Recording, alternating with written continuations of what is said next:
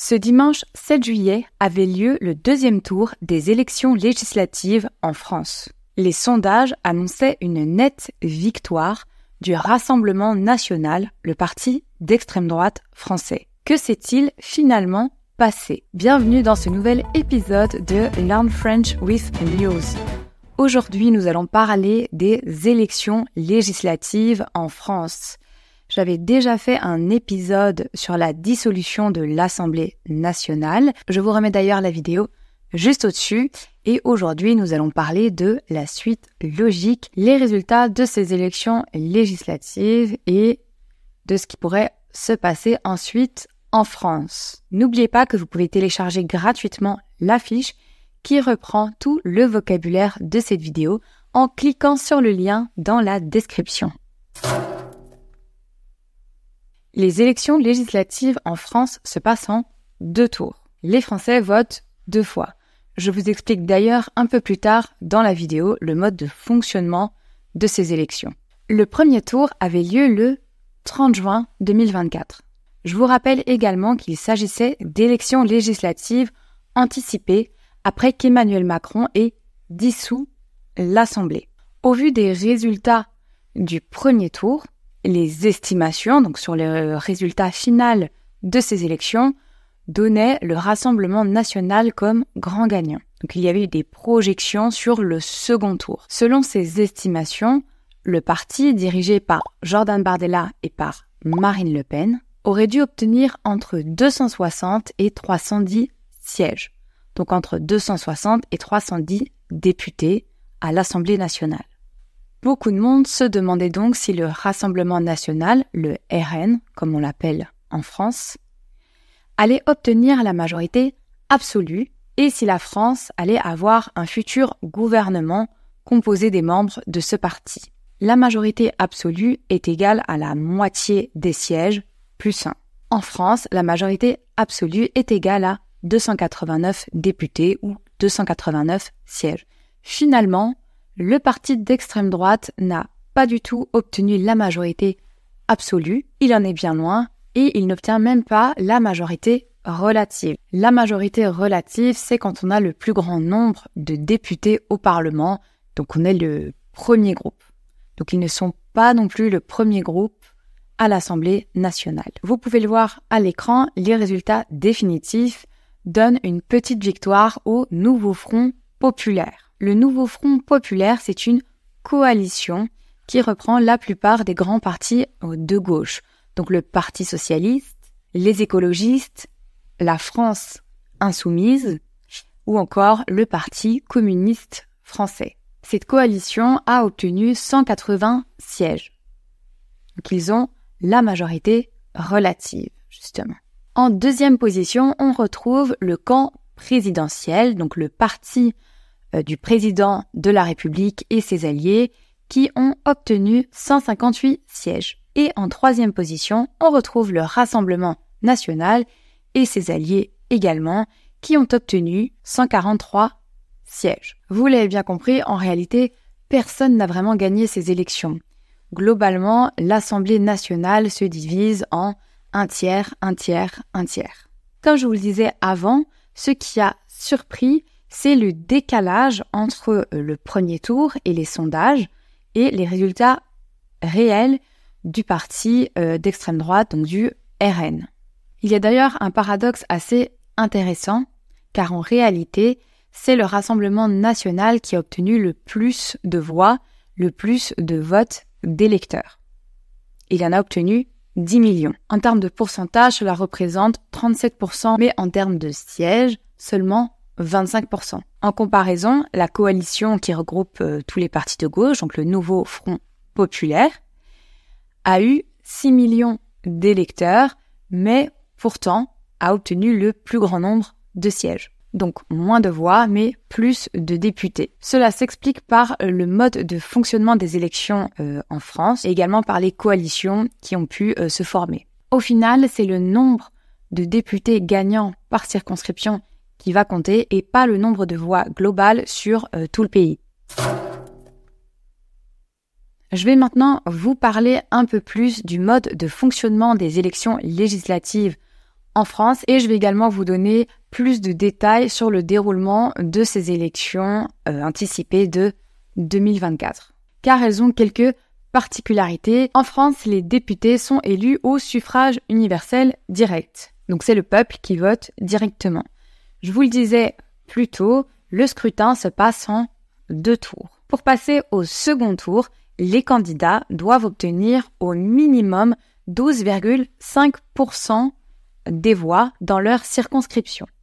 À noter que si un candidat obtient plus de 50% au premier tour, il est immédiatement élu et il n'y a pas de second tour dans sa circonscription. Donc on peut être élu au premier tour. C'est un mode de scrutin qui est assez particulier, assez rare.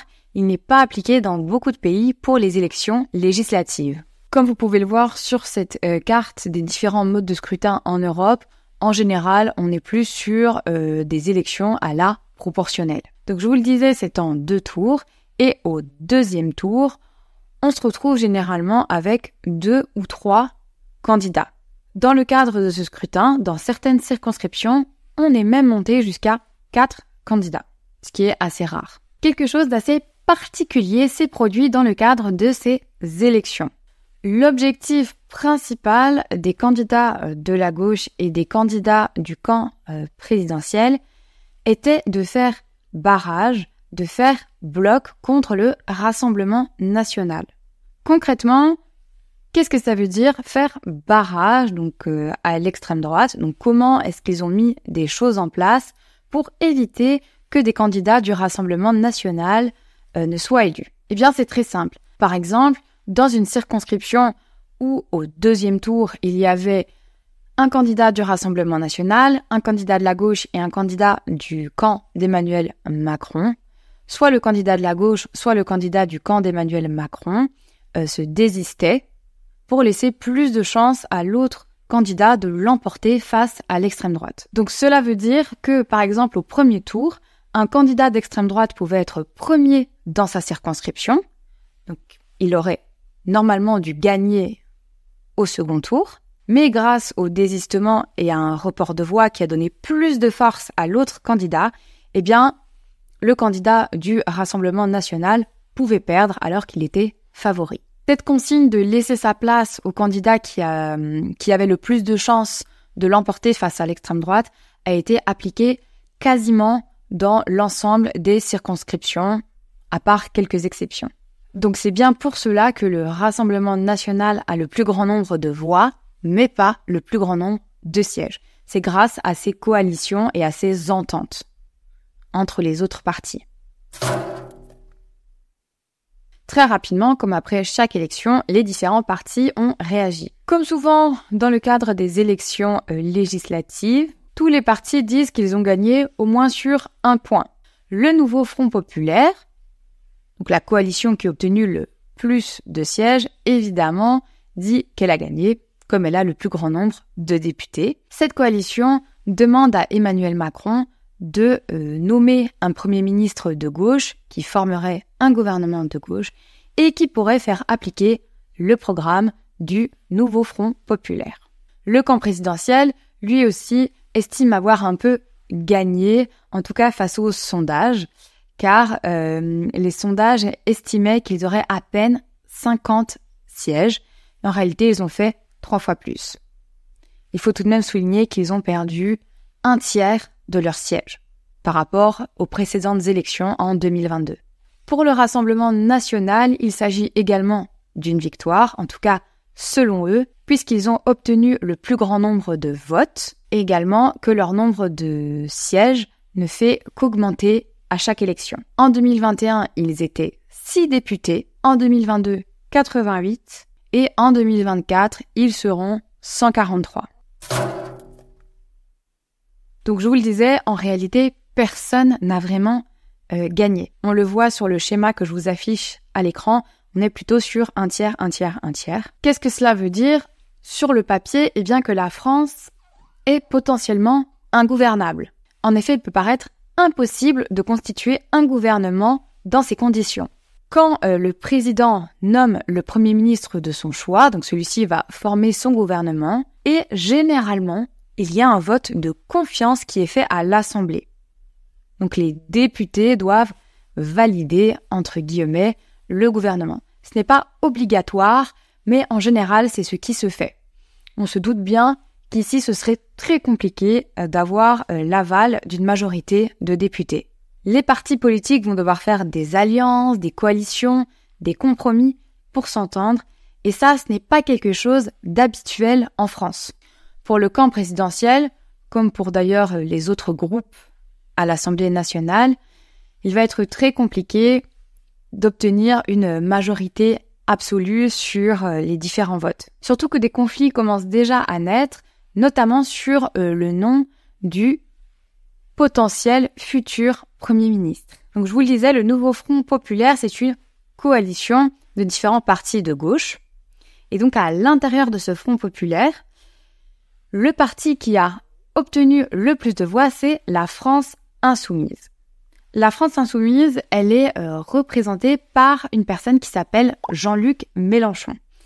Et c'est un homme politique qui est assez controversé. C'est une personnalité politique qui fait débat, qui ne fait pas l'unanimité, notamment pour certaines prises de position. Naturellement, la France insoumise, donc qui a le plus de députés parmi cette coalition de gauche, aimerait que ce soit Jean-Luc Mélenchon qui soit nommé Premier ministre, mais les autres partis de la coalition ne l'entendent pas vraiment de cette oreille. Il y a une autre hypothèse qui est évoquée par de nombreux journalistes politiques et observateurs politiques. Donc je vous le disais, même au sein de la gauche, Jean-Luc Mélenchon ne fait pas l'unanimité. Il serait donc possible que les autres partis de cette coalition, donc les écologistes, le Parti socialiste et le Parti communiste, décident de se retirer de ce nouveau Front populaire et de s'associer à d'autres partis, comme le parti présidentiel ou encore la droite traditionnelle. Au final, on aurait quasiment tous les partis qui s'associent et qui excluent le Rassemblement national et la France insoumise. Cette coalition, elle pourrait être majoritaire à l'Assemblée nationale et ça éviterait un blocage du pays. Directement après les élections, Gabriel Attal, l'actuel Premier ministre, a annoncé qu'il remettrait sa démission dès lundi matin à Emmanuel Macron. On pourrait croire qu'il a fait ça suite à la défaite du camp présidentiel dans ces élections, mais en réalité, c'est une tradition que le Premier ministre démissionne suite à un nouveau scrutin, à des nouvelles élections législatives. Et d'ailleurs, Emmanuel Macron a annoncé assez rapidement qu'il n'acceptait pas cette démission. Donc évidemment, le président avait le pouvoir de refuser. Cette démission, il la refuse pour assurer la stabilité du pays. Il est donc possible que la situation reste un peu floue dans les prochains jours, voire prochaines semaines, voire même les prochains mois. Tout va vraiment dépendre des compromis qui vont se faire et des alliances potentielles qui pourront être créées. Voilà, la vidéo est terminée. J'espère que ce sujet politique vous a plu, que vous avez pu enrichir votre vocabulaire et mieux comprendre la situation actuelle en France. N'oubliez pas que vous pouvez télécharger la fiche qui reprend le vocabulaire de la vidéo. Il vous suffit de cliquer sur le lien dans la description. Si vous avez aimé cette vidéo, n'oubliez pas de mettre un pouce vers le haut. Et si vous êtes nouveau ou nouvelle, abonnez-vous et cliquez sur la cloche pour ne manquer aucune de mes prochaines vidéos de français. Je vous dis à bientôt.